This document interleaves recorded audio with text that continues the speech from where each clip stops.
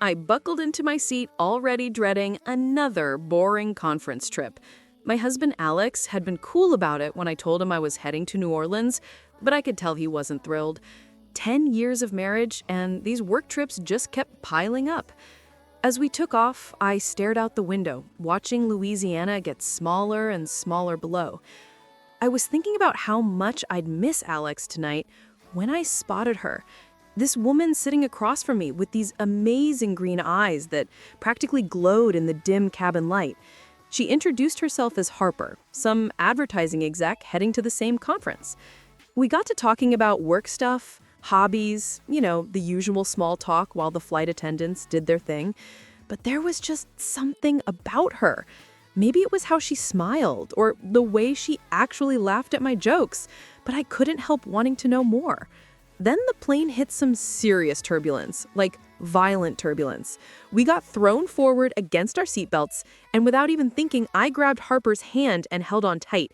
We were both freaking out. For a few seconds, we just held onto each other, hearts pounding. When the pilot finally said we were good, I let go of her hand, but something had shifted. We exchanged this shy smile, and I realized we'd been sitting there way longer than I thought. She wasn't just some random person on the plane anymore. She was someone I actually wanted to get to know. I had no idea this random moment was about to blow up my entire life. The hotel bar was pretty dark. Just the sound of ice clinking in glasses and people talking quietly. I was nursing a gin and tonic, trying to forget about the super boring meetings from earlier, when I heard this familiar voice. What a coincidence! I turned around and there was Harper, sliding onto the bar stool next to me. Her auburn hair was down and she had on this fitted blazer that looked incredible. My heart literally skipped a beat. "Fancy meeting you here," I said, raising my glass like I was making a toast. "How was your first day?" We just clicked, Started talking and couldn't stop. Turned out we were both obsessed with true crime podcasts, and we got into this whole debate about which streaming services were worth it. Before I knew it, we'd had 3 drinks, and the bar was almost empty. "We should probably head out," I said, checking my watch. "Got that early start tomorrow." Harper nodded, but there was this look in her eyes, disappointment maybe, that made my stomach do a flip. The next morning, I couldn't focus on anything. During the keynote, instead of listening to some guy drone on about data trends, I kept thinking about Harper, her laugh from last night, the way her hands moved when she talked, that floral perfume she wore. I literally shook my head, trying to snap out of it. What was wrong with me? I was here for work, not to crush on someone I'd just met. But all day, I found myself looking for her in the crowds, my heart racing every time I thought I saw that auburn hair. That night, I couldn't sleep. Figured I'd hit the hotel gym, try to clear my head. When I walked in, I froze. There was Harper on a treadmill, looking gorgeous, even all sweaty and working out. She saw me and waved, pointing to the machine next to hers. "Want a race?" she asked with a grin. I hesitated for like half a second before hopping on. As we ran, I kept sneaking looks at her, the way her jaw was set all determined, how she was breathing, the way her workout gear hugged every curve. Our eyes met in the mirror, and holy shit, it was like electricity shot through me. There was this heat in her look, this intensity that made me forget how to breathe. For a second, I forgot about Alex back home, forgot about the conference, forgot about everything except the woman running next to me. When we finished, Harper gave me this mischievous look. "Same time tomorrow?" I just nodded, couldn't trust myself to speak. As I watched her walk away, I knew I was playing with fire, but honestly, I wasn't sure I wanted to stop. The networking event was packed. Everyone in suits and cocktail dresses mingling in the hotel's huge ballroom. I was standing by the bar with some champagne, half listening to a colleague go on and on about quarterly numbers, when I saw her. Harper, wearing this black dress that fit her like a glove. Our eyes locked, and we just knew. No words needed.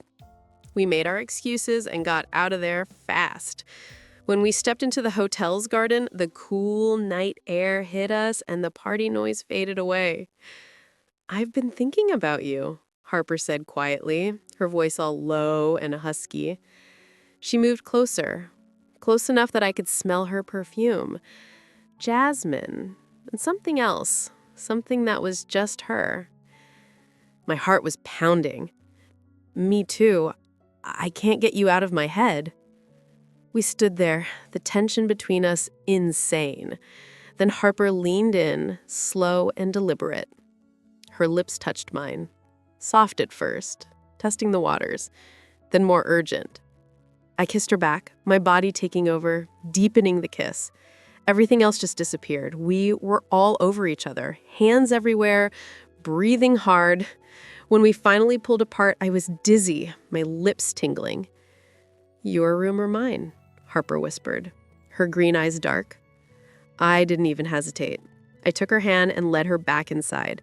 The elevator ride was torture. The air was so thick with anticipation I could barely breathe. As soon as my door shut behind us, we were kissing again, frantically. Clothes started coming off as we stumbled toward the bed. I gasped when Harper's fingers traced along my red lace bra. With shaky hands, I helped her out of her dress. What happened next was just everything. All sensation. Soft sounds, gentle touches, passionate moments. Harper's hands on me sent shivers everywhere. I got completely lost in it. The feel of her skin, the taste of her lips, the sounds she made. Afterward, we were tangled up together, and I felt all these emotions washing over me. Guilt, yeah, but also this overwhelming feeling that this was right. I'd never felt so alive, so seen as I did with Harper. "What are we doing?" I whispered into the dark, asking myself as much as her. Harper propped herself up, her hair all messy, eyes soft. She said, "Living," simply, then kissed me again.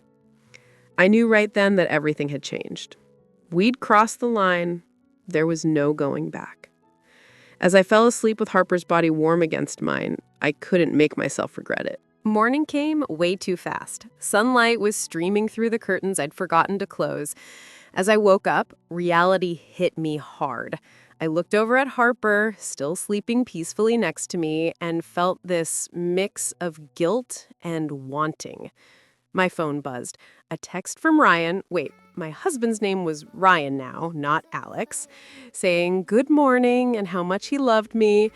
Those words that used to make me feel good now felt like accusations. What had I done?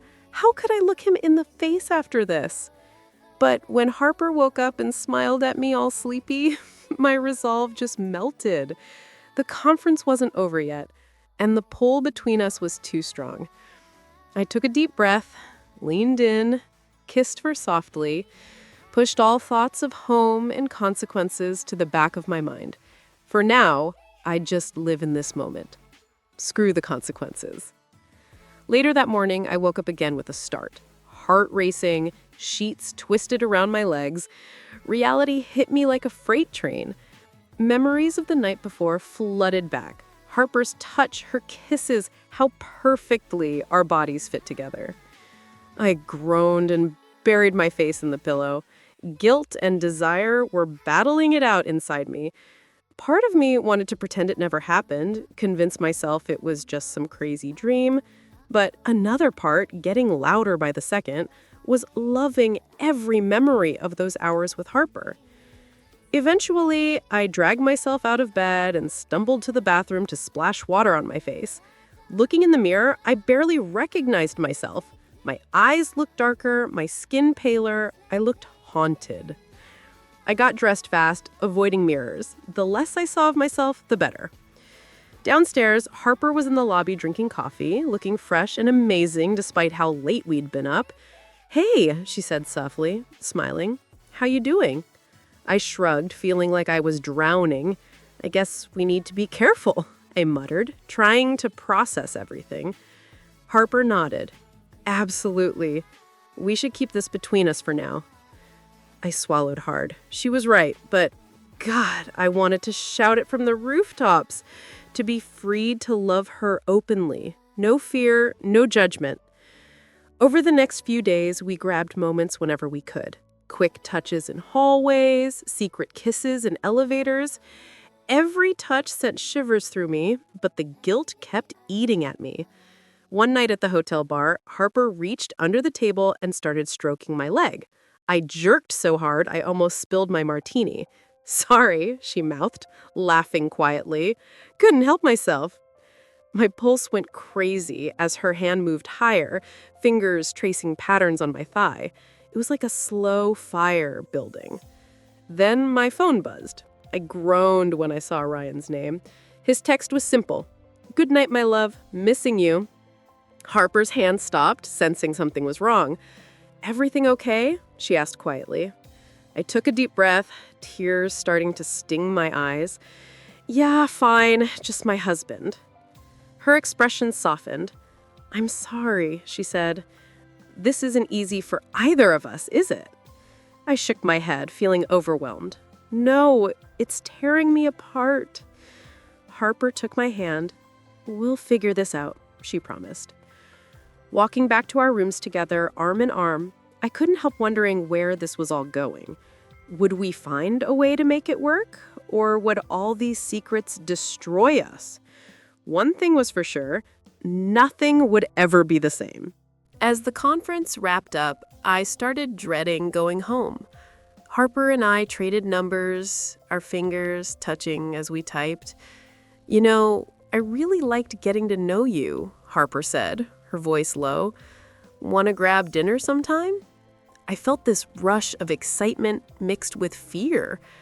"That sounds great," I said, trying to keep my voice steady. Back home in Shreveport, reality slapped me in the face. The house felt empty. Ryan was working overtime to make up for me being gone. Our bedroom, which used to feel like our safe space, now just seemed cold and empty. I tried filling the void with work and TV, but nothing helped with this ache in my chest. I started staying up late, texting Harper more and more. We'd talk about everything and nothing. Our days, random stuff. Sometimes the conversations would get flirty, and I'd be left breathless, wondering if anyone could hear how hard I was breathing. One afternoon, I met Harper at this little cafe outside of town. The second I saw her, my heart started racing. She reached across the table for my hand, those green eyes full of hope. "Have you made a decision?" she asked softly. I took a deep breath, bracing myself for what I had to say. "Harper, I can't leave my husband." Her face just fell. Disappointment and hurt all over it. "But what we have, it's special. Don't throw it away," she said, practically begging. "I know," I said, fighting back tears. "What we had was incredible. But Ryan, he's my family. We've built a whole life together. I can't just walk away."